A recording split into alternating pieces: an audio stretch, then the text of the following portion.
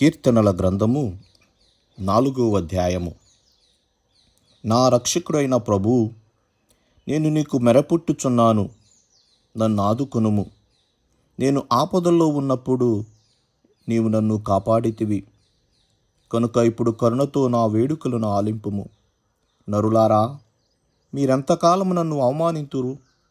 ఎంతకాలము నిరార్థక వస్తువులకు మీ హృదయములర్పించి అబద్ధములకు పూనుకొందురు? ప్రభువు తాను ప్రేమించిన వారికి ఉపకారములు చేయును. అతడు నా మొర విని నన్ను ఆదుకొనును.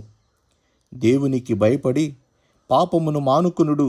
ఏకాంతముగా మననము చేసుకొనుచు మౌనముగా నుండు. దేవునికి యుక్తమైన బలులర్పించి అతనిని విశ్వసింపుడు. చాలామంది మాకు సౌభాగ్యములను నెరవేర్తురని అడుగుచున్నారు. ప్రభు, నీ ముఖకాంతిని మా మీద ప్రసరింపనిమ్ము.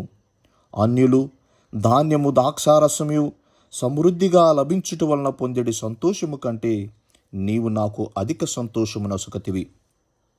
నేను పరుండిన వెంటనే ప్రశాంతముగా నిద్రింతును.